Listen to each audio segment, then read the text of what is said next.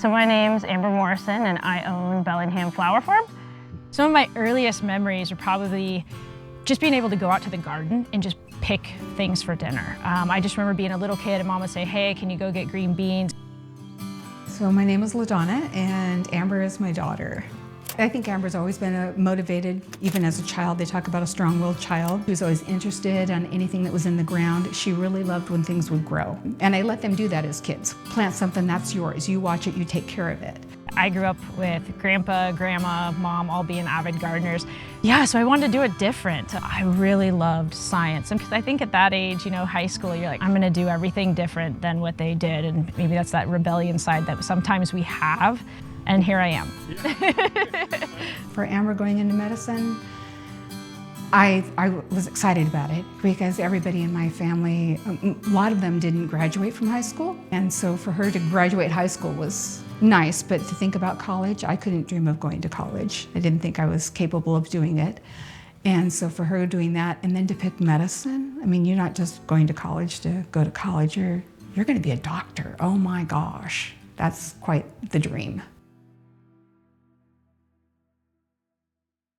The memory that will be burned in my mind forever working through COVID was once we started having active COVID patients and how much the hospital changed. Growing concern about a new pneumonia-like virus. COVID-19. Doctors and nurses issued a grim plea for more supplies. And you couldn't explain why this person who was 96 years old in their PJs went home and the 27-year-old who was pregnant died.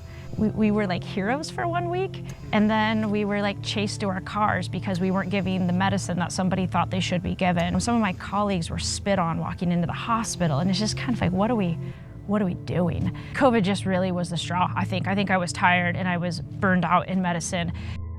So in that time, I was still going to farmer's market, I still had flowers, and it was so amazing to just hand someone a bouquet of flowers and just have joy. And so the flowers kind of just reminded me of the seasons and growth and kind of going back to that childhood piece of like, you know, here's these things growing again. And maybe this season they're good and maybe this season they're not.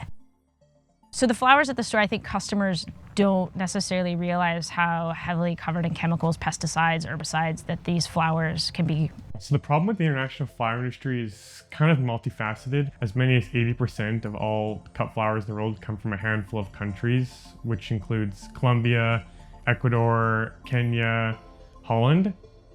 On one hand, pesticides, it may not be heavily regulated in those countries where those flowers come from. A 2021 report of pesticide use found that nearly half of the 201 compounds that were identified in the study, those were banned by the European Union. And then on the other hand, you have the travel emissions related to that. So you have the airplane travel that you need to ship those flowers there.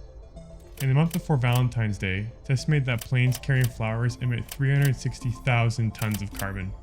Poor pay and poor working conditions has been reported in a lot of places. Specifically Kenya. There's been some reporting recently, like a 2024 investigation, that found that many workers are exposed to dangerous pesticides and they're even forced to spray chemicals on these flowers. They may not even know what these chemicals are. Bellingham Flower Farm and the other handful of local florists and flower producers, they potentially use less plastic waste or less carbon. Consumers basically get to know where their flowers are coming from because they can see where they're being grown as opposed to coming from across the seas where they don't know what has been sprayed on them. The potential that I saw with having Bellingham Flower Farm has changed. I did start growing on a 3/4 acre plot on my personal residence. And at that point, I thought I was going to do weddings and farmers markets, and that was going to be my niche.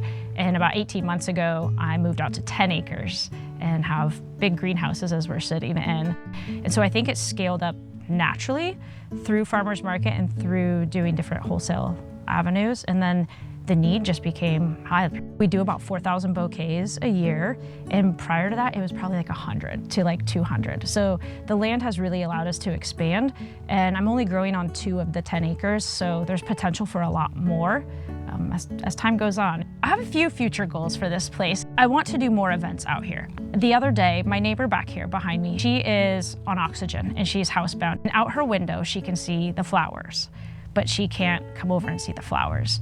So I drove one of the gators over there and picked her up, and we put her oxygen tank in, and I drove her around the farm, and she got to smell the flowers, she got to see the flowers, touch the flowers, and it's probably the most rewarding thing in my entire medical career. I want to be able to do that using a space that maybe people can feel what I feel when I'm out here.